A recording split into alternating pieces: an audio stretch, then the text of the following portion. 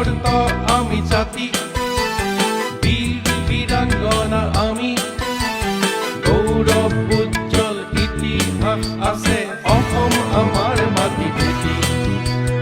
ইতিহাসে চিঞৰে লৌহিত্যপুৰ নামেৰে, বীৰ নাগ শংকৰ আৰিমত্তই অসম শাসন কৰিছিলে। সেই বংশৰে তেজ আমি সংস্কৃতিৰে ভৰা, সিন্ধুৰ পৰা কাহানিতে অহা আমি অসমীয়া। সেই বীৰত্ব সাহসেৰে কৰিম ধৰণী ধুনীয়া, ভাষা কৃষ্টিৰে ন দৃষ্টিৰে অসম হ'ব যুগমীয়া।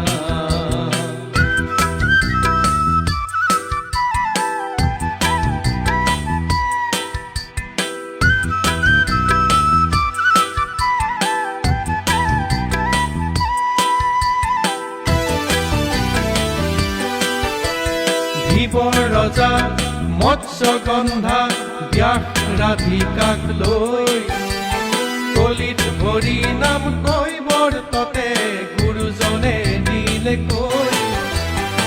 আই ৰাধিকা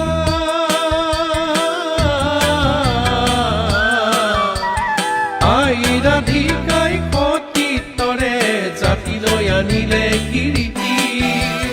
ভূপেন বিষয়া পাঠক হাজৰিকা আজিও আছে জিলিকি। আনন্দীৰাম দাস তিলাৰাম দলিমা আমাৰ চিনাকি।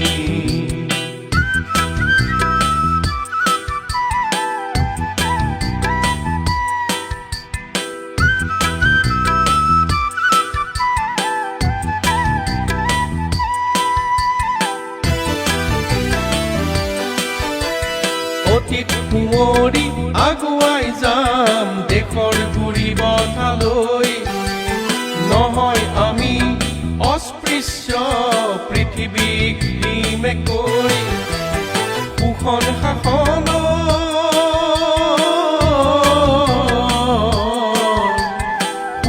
শাসনৰ প্ৰাচীৰ ভাঙি উজলাম জাতিৰ মান।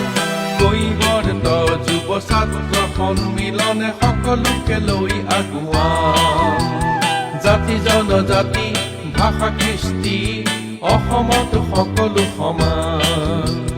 কৈবৰ্ত আমি জাতি, বীৰ বীৰাংগনা আমি, গৌৰৱ উজ্জ্বল ইতিহাস আছে অসম আমাৰ মাটি ভেটি।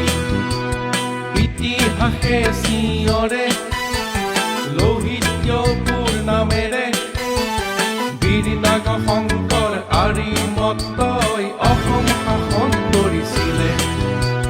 সেই বংশৰে তেজ আমি সংস্কৃতিৰে ভৰা, সিন্ধুৰ পৰা কাহানিতে অহা আমি অসমীয়া। সেই বীৰত্ব সাহসেৰে